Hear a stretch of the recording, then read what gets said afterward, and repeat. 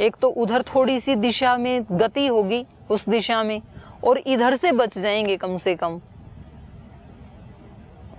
तो ऐसे जिनको विशेष अपना एक लक्ष्य है तो वो विशेष स्तोत्र से, अलग अलग लोग, किसी को कोई गुरुजी मंत्र दे देते हैं, किसी को परंपरा से बता देते हैं कि भाई गायत्री का सबसे बड़ा जप है, ऐसे अलग अलग, कोई किसी मंत्र का जाप करता है, कोई किसी का करता है, कोई व्रत करता है, कोई आहार के बारे में कुछ नियम लेता है, कोई सत्य अहिंसा आदि के बारे में।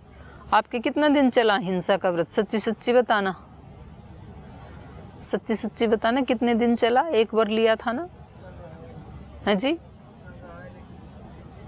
1-2 दिन ना, अभी तो नहीं चल रहा है। कितने दिन चला? आप अपना अपना बताओ, कितने दिन चला? सच्ची सच्ची बताओ। 2-4 दिन चला, फिर कभी याद आता है। हाँ, फिर कभी याद आता है तब करते हैं। हाँ, मतलब नहीं, वो चलना तो ये होता है ना, मिनट टू मिनट। आपका कितने दिन चला है जी? 2-4 दिन। आपका? कुछ दिन तो उस समय याद आता था उस समय, लेकिन अभी कुछ प्रसंग ऐसा हो जाता है तब याद आता है। मतलब वो एक धारा में तो 2-3 दिन चला ना।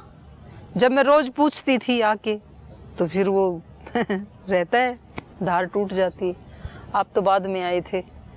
हाँ भाई नारायण जी, कितने दिन चला? दीदी जो से प्रसंग वाला बता रहे हैं ना, तो वो प्रसंग बस फिर ध्यान आता है कि अच्छा ये हिंसा हो रही है, अहिंसा हो रही है, प्रसंग बस आता है। 1-2 दिन किया लेकिन। हाँ भाई, ध्यान रहे तब तक 3 दिन, 7-8 दिन।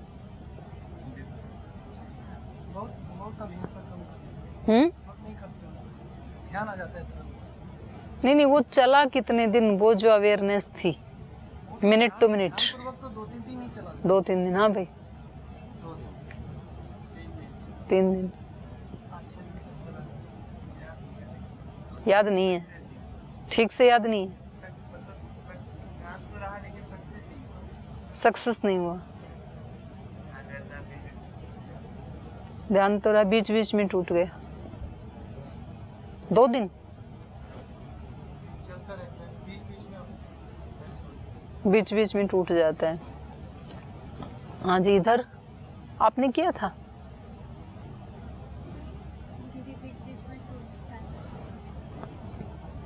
आपने किया ही नहीं था। तो जब हम 1-2 दिन ध्यान रखते हैं ना, तो फिर उसमें ज़्यादा अवेयर होते हैं, फिर धीरे धीरे वो थोड़ा सा ढीला हो जाता है। और ये स्वाभाविक ना होते हुए भी हमारे लिए स्वाभाविक बन गया। नीचे आना हमारे लिए स्वाभाविक क्यों बन गया? क्योंकि हमने सदियों से वैसा ही अभ्यास किया है। तो जो किया है अभ्यास वो हमारे लिए स्वाभाविक हो गया, और ये जो कर रहे थे ये हमारे लिए कैसा हो गया? प्रयास पूर्वक करने योग्य। तो जब याद आता है तो हम संभल जाते हैं, जब याद नहीं आता है तो कभी कभी उसमें टूट जाते हैं। और कभी कभी टूट जाते वो तो स्थिति इसलिए है कि आप यहाँ आश्रम में रहते हैं। यदि आपको सुबह से शाम तक अनेक अनेक संबंधों में रहना पड़े, अनेक अनेक जिम्मेदारियों में रहना पड़े, अनेक अनेक लोगों से, मतलब जो आपसे अलग प्रकृति के लोग हैं, यहाँ तो सब आपकी ही प्रकृति के और आपके ही लक्ष्य वाले लोग हैं, यदि उनमें रहना पड़े तो फिर तो और भी कठिन हो जाता है।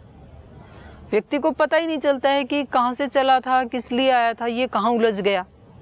और यदि आप एकांत में रहेंगे तो और थोड़ा सा ध्यान बढ़ जाएगा, क्योंकि वहाँ आपको हर पल ये याद रहेगा कि मैं तो एकांत में आया ही इसके लिए हूँ, नहीं तो मुझे वहाँ से आने की क्या ज़रूरत थी।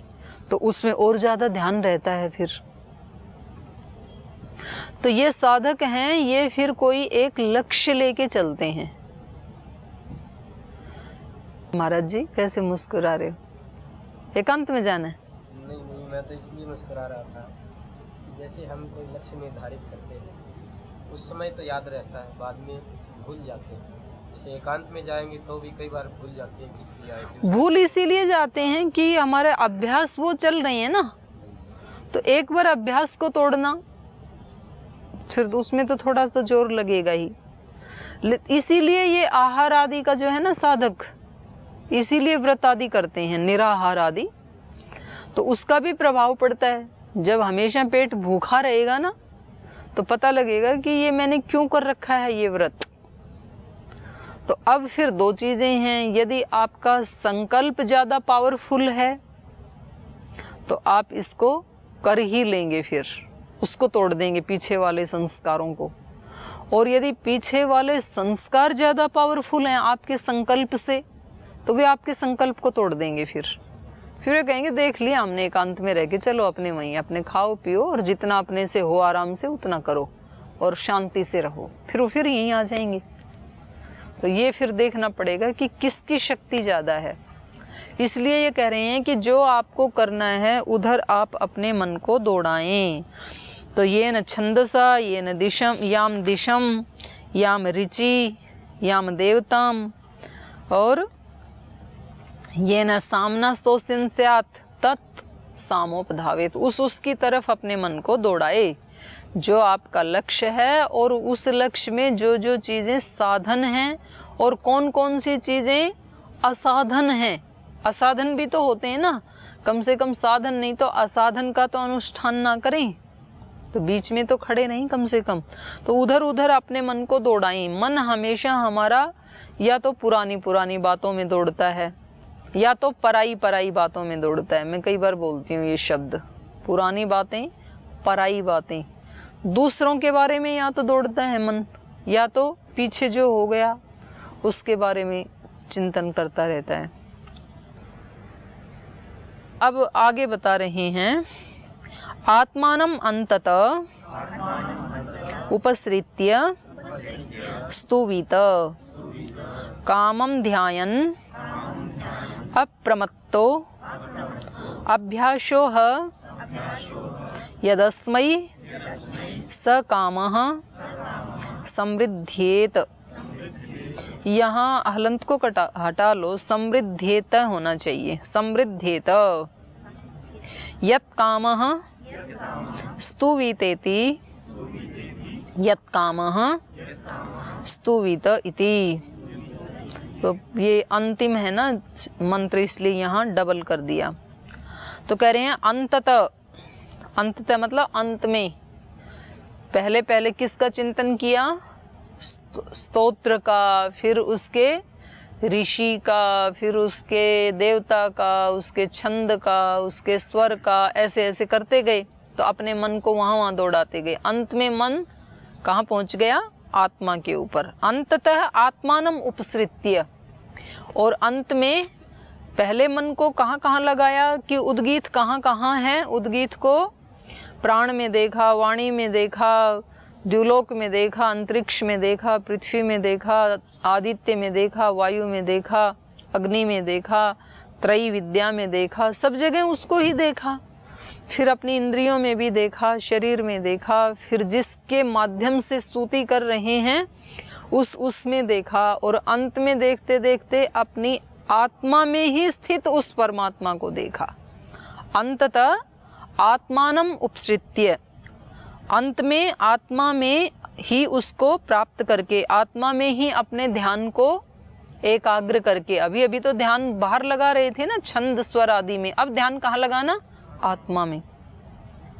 अंततः आत्मानम उपसृत्य स्तुवितः, आत्मा में ही ध्यान लगा करके, माने विशुद्ध आत्म स्वरूप बन करके उसकी स्तुति करें।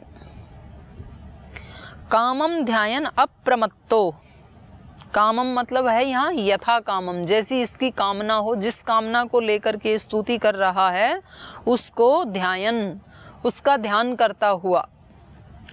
अप्रमत्तो, प्रमाद रहित होकर के, प्रमाद रहित होकर के यथा काम ध्यान करता हुआ। अभ्यासो है यदस्मै स कामः समृद्धेत।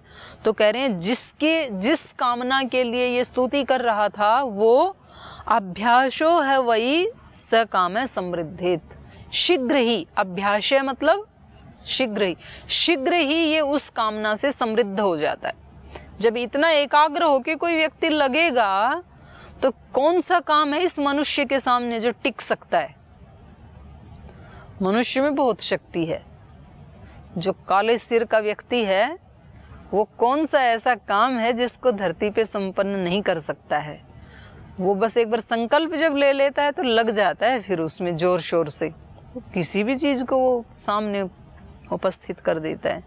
तो कह रहे शीघ्र ही जब ये इस प्रकार से अपने आत्म स्वरूप में प्रतिष्ठित होकर के उस कामना को पूरा करने के लिए, मानो ईश्वर के प्राप्त करने की ही कामना थी इसकी, और उसको ध्यान में रख करके फिर ये अप्रमत्त होकर के उसका ध्यान करता हुआ जब स्तुति करता है तो अभ्यासो है यदस्मै स काम समृद्धित, तो बहुत शीघ्र ही उसकी ये कामना सफल हो जाती है।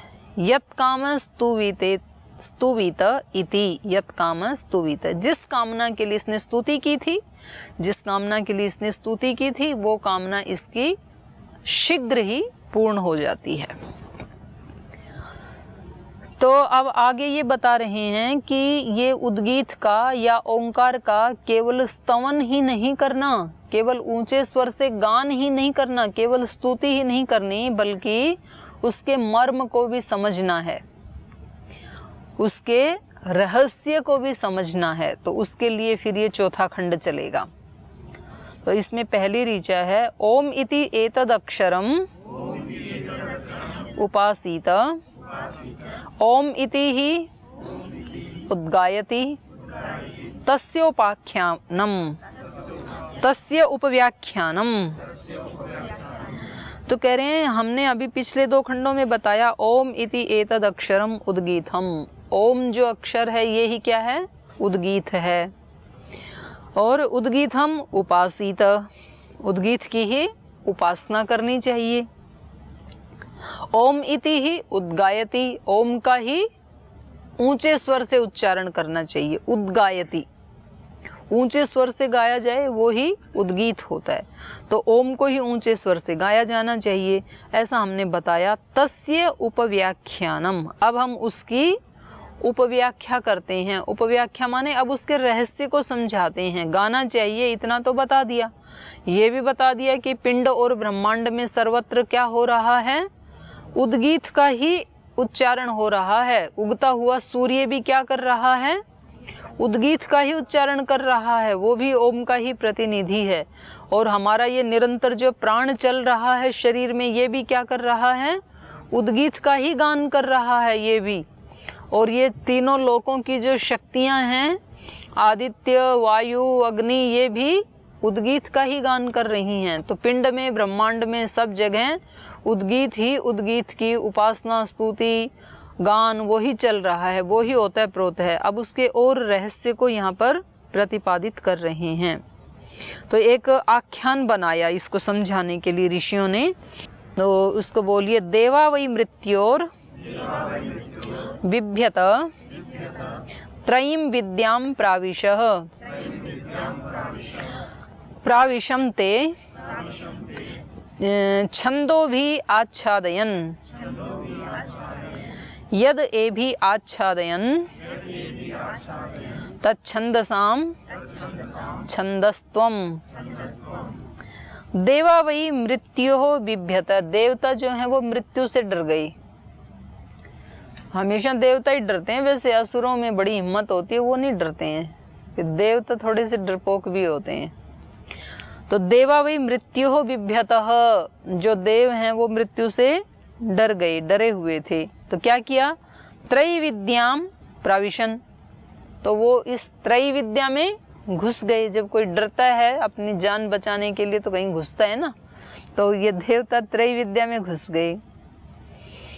ते छंदो भी आच्छादयन, और उन्होंने अपने आप को इस त्रैविद्या के छंदों से ढक लिया।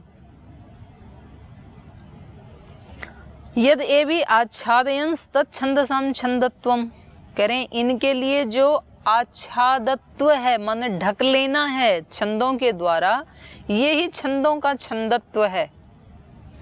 छंदों को छंद कहते ही इसलिए हैं कि वो ढक लेते हैं, आच्छादन कर लेते हैं। बोलते हैं ना भोजन आच्छादन हो गया आपका, मतलब व्यवस्था हो गई, भोजन छादन की व्यवस्था हो गई, ऐसे पूछते हैं ना लोक में। तो भोजन मतलब खाना हो गया, खाने को मिल जाए, सोने को मिल जाए तो रात का काम पूरा। तो छंदों को छंद कहते ही इसलिए हैं क्योंकि वो स्तुति करने वाले को ढक लेते हैं, आच्छादित कर लेते हैं, उसकी रक्षा करते हैं कवच बन करके। तो देवों ने त्रय विद्या में प्रवेश किया और उसके जो छंद थे उनसे, अपने छंदों से अपने आप को ढक लिया। तो यही छंदों का छंदत्व है कि वो अपने शरणागत को आच्छादित कर लें, ढक लें। फिर क्या हुआ? तान उ तत्र मृत्युर्यथा मत्स्यमुदके परिपश्येत एवं पर्यपश्यदृचि साम्नि यजुषि तेनु वित्वा ऊर्ध्वा ऋचः साम्नो यजुषः स्वरमेव प्राविशन। तो कह रहे हैं जब वो उनमें त्रय विद्या में घुस गए और अपने आप को छंदों से ढक लिया, उन्होंने आच्छादित कर लिया। तान उ तत्र मृत्युर यथा मत्स्यम उदके परिपश्येत, तो उन छिपे हुए देवों को, आच्छादित हुए हुए देवों को मृत्यु ने देख लिया। कैसे? यथा मत्स्यम उदके परिपश्येत, जैसे जल में मछली घुस जाती है तो जो मछुआरा है उसको देख लेता है कि यहाँ मछलियाँ हैं, तो दिख गई ना उसको, फिर वो अपना जाल डाल देता है वहाँ पे। तो कह रहे हैं यथा मत्स्यम उदके परिपश्येत, जैसे मछलियों को जल में देख लिया जाता है, मछली अपने आप को जल से आच्छादित करती हैं, मछुआरा उनको देख लेता है, वैसे ही एवं उसी प्रकार परिपश्येद ऋचि साम्नि यजुषि, तो वैसे ही ऋचाओं में और सामवेद की ऋचाओं में और यजुर्वेद के मंत्रों में छिपे हुए इन देवों को मृत्यु ने देख लिया कि ये तो यहाँ छिपे बैठे हैं त्रय विद्या में। तो जैसे जल में मछली दिख जाती है, ऐसे ही छंदों में आच्छादित त्रय विद्या में घुसे हुए इन देवों को मृत्यु ने देख लिया। तेनु वित्वा ऊर्ध्वा ऋचः साम्नो यजुषः स्वरम एवं प्राविशन, तो फिर वो वहाँ से निकले। जब मछली को पता लगता है कि इसने देख लिया और ये तो अभी हमें मारेगा, जाल डालेगा, तो मछली क्या करती है? भागती है वहाँ से। तो देवों ने देखा कि मृत्यु ने तो देख लिया हमें यहाँ, तो अब मृत्यु हमें पकड़ेगी। तो फिर ऋचः साम्नो यजुषः वित्वा, ऋग यजु साम को फाड़ करके, मतलब उससे बाहर आकर के, वित्वा मतलब जान करके, ऊर्ध्वा उससे ऊपर आए, वो बाहर निकले जो ढक रखा था अपने को। तो जब कोई चोर कहीं छिप जाता है और उसको साहूकार देख लेता है तो चोर क्या करता है? फिर भागता है वहां से कि देख लिया, अब निकलो यहाँ से। तो मृत्यु ने देखा तो देवता त्रय विद्या से बाहर आए और छंद से फिर वो किस में प्रवेश हो गए? स्वरम प्राविशन, स्वर में प्रवेश कर गई। कि भाई केवल छंद में छिपने से रक्षा नहीं होगी, तो फिर ऋचाओं से वो स्वर में प्रवेश कर गए, मतलब गाने लगे। आत्मा जो है वैसे तो हमारे अंदर ही है ना, सभी वेद ज्ञान तो आच्छादित तो है, लेकिन उस आच्छादित को मृत्यु छोड़ती तो नहीं है। तो फिर साधक क्या करता है? गाने लगता है उन मंत्रों को, फिर तो वो स्वर में प्रवेश करता है फिर छंद से। तो छंद में से प्रवेश किया इसने स्वर में। यदा वा ऋचम आपनोति ओम इति एव अतिस्वरति एवं साम एवं यजुः एष उस्वरो यदेतद् अक्षरम् एतदमृतम् अभयं तत्प्रविश्य देवा अमृता अभया अभवन। यदा वा ऋचाम आपनोति ओम इति एव अतिस्वरति, कह रहे हैं जब ये ऋचाम आपनोति, जब ये साधक ऋचा को प्राप्त हो जाता है, माने जब उसको ओम इति अतिस्वरति, ओम से शुरू करके जब ऋचा का ऊंचे स्वर से गान करता है कि भाई इसके सहारे, छंद के सहारे छिपना ये तो हमारी भूल थी, तो मृत्यु ने देख लिया, तो यहाँ तो रक्षा होगी नहीं। तो फिर उन्होंने ऋचाओं के मर्म को जाना कि इनका हम जोर जोर से गान करें तो फिर हमारी रक्षा हो सकती है। जब इस साधक को, इस मनुष्य को दूसरी चीज़ें पकड़ती हैं, मृत्यु मतलब दुख, कष्ट, परेशानियां जब आती हैं, तब ये क्या करता है? भजन गाने लगता है, स्तुति करने लगता है, गायत्री का जाप करने लगता है, ओम ओम बोलने लगता है। जब आप ट्रेन से यात्रा कर रहे हो और जाके ट्रेन खड़ाक से कहीं टकराई तो पता लगा कि मृत्यु ने पकड़ लिया, तो क्या करता है व्यक्ति? कोई हनुमान चालीसा गाने लगता है, कोई गायत्री का जाप करने लगता है, कोई ओम को बुलाने लगता है, कोई देवी को बुलाने लगता है।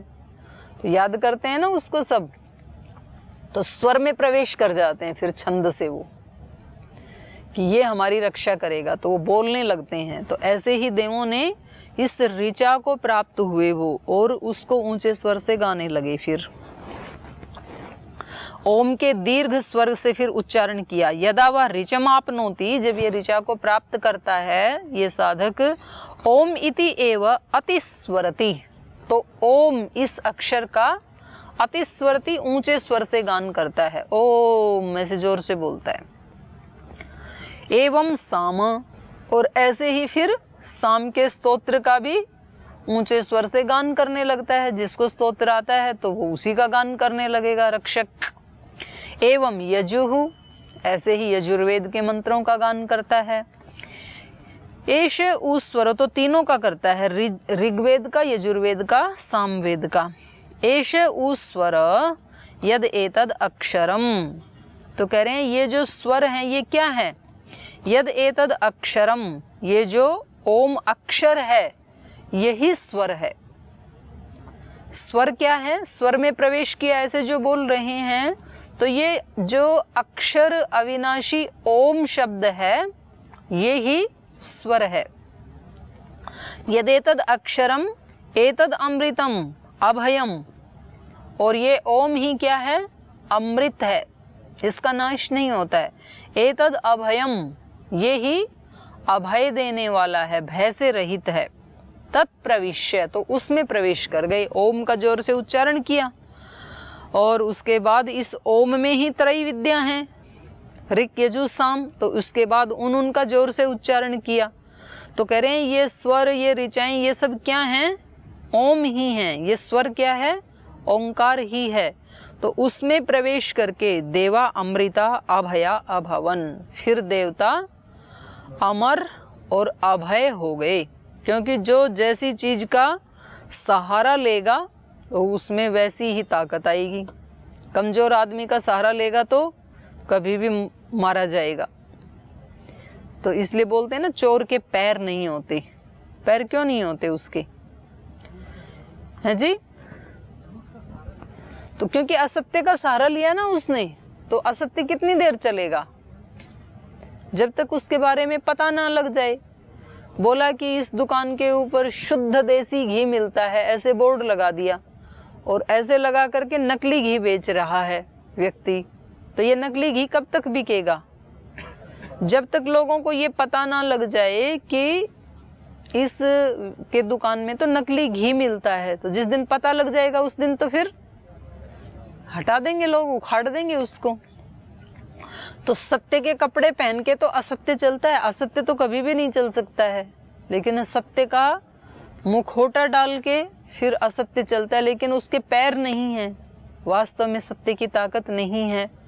तो फिर कुछ कदम चल के फिर वो डगमगा जाता है। तो ये केवल उससे छंद मात्र से इनकी रक्षा नहीं हो पाई। तो फिर इन्होंने ओम में, जो कि जिसका स्वरूप ही अभय है, अमृत है, उसका इन्होंने सहारा लिया, जो सत्य स्वरूप ही है, ज्ञान स्वरूप ही है, तो उसका सहारा लिया। तो फिर ये देवता क्या हो गए? अभय हो गए और अमर हो गए। स ये एतद एवं विद्वान अक्षरम प्रणौति एतद अक्षरम स्वरम अमृतम अभयम प्रविशति तत्प्रविश्य यदमृता देवाः तदमृतो भवति। तो कह रहे हैं स यह एतद एवं विद्वान अक्षरम, तो जो इस अक्षर को अर्थात ओंकार को इस रूप में जानता है। किस रूप में? अमृत और अभय रूप में जानता है, और ये सारे स्वर ही ओंकार स्वरूप हैं, इस रूप में जानता है।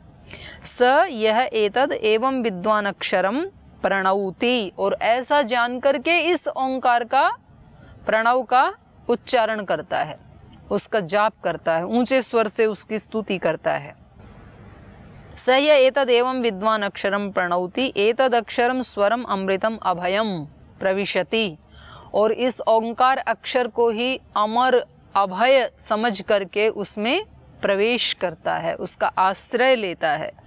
तत्प्रविश्य यद अमृता देवाः, तो उसमें प्रवेश करके जैसे देव अमर हो गए, माने मृत्यु उनको छू नहीं पाई, ऐसे ही अमृतो भवति, ये साधक भी अमर हो जाता है, इसको भी मृत्यु पकड़ नहीं सकती है। तो मृत्यु मतलब क्या? मृत्यु मतलब जितने भी कष्ट हैं, यस्य छाया अमृतम यस्य मृत्यु, जिसकी छाया में रहना, जिसकी शरण में रहना ही अमृतत्व है, माने बाधाओं से बचना है। यस्य छाया अमृतम यस्य मृत्यु, जिसकी छाया में न रहना ही मृत्यु है। मृत्यु मतलब कष्ट में फंसना, बाधाओं में, संघर्षों में फंसना। तो जब जब भी हम दुख से युक्त होते हैं, उतनी देर के लिए हम ईश्वर से दूर होते हैं, क्योंकि ईश्वर के साथ तो दुख का तालमेल ही नहीं है, क्योंकि वो तो सुख स्वरूप है, क्योंकि वो तो ज्ञान स्वरूप है। तो जैसे अव धातु का भी सबसे पहला अर्थ क्या है? रक्षण। कितने अर्थ हैं अव धातु के? 21 अर्थ है ना। अवरक्षण, गति प्राप्ति, तो वो सारे, उनमें सबसे पहला जो अर्थ है वो है रक्षा। और रक्षा अपने आप में ही बहुत व्यापक शब्द है। हमारी रक्षा का मतलब क्या, और कहाँ कहाँ रक्षा करता है ईश्वर हमारी, और किस किस रूप में करता है हमारी रक्षा। तो ये इतना व्यापक अर्थ है। हमारी शारीरिक रूप से रक्षा, मानसिक रूप से, भावों के रूप में रक्षा, संकल्पों के रूप में रक्षा, विचारों के रूप में रक्षा, क्रियाओं के रूप में रक्षा, सामाजिक दृष्टि से रक्षा, आर्थिक दृष्टि से रक्षा, गुरुजनों की दृष्टि से रक्षा। मतलब कितने रूपों में ईश्वर हमारी रक्षा कर रहा है। किस समाज में हम रह रहे हैं, किस राष्ट्र में रह रहे हैं, किस गुरुओं के सानिध्य में रह रहे हैं, कैसे लोगों के बीच में रह रहे हैं, कैसे आहार से हमारी रक्षा कर रहा है। तो ये सारी रक्षाएं अपने आप में बहुत व्यापक हैं। तो ये सारा कौन कर रहा है हमारा रक्षण? ईश्वर कर रहा है। मैं उसकी सिक्योरिटी में हूँ, उसकी सुरक्षा के घेरे में हूँ। तो ऐसा सोच करके फिर ये साधक अमर हो जाता है, जैसे देव अमर हो गए। अमर का मतलब ये नहीं है कि उसका शरीर नष्ट नहीं होगा, मृत्यु से रहित हो जाता है। दुख, कष्ट और संघर्षों से वो शरीर में रहते हुए ही मुक्त हो जाता है। तो यहीं पाठ को विराम देते हैं, समय हो गया।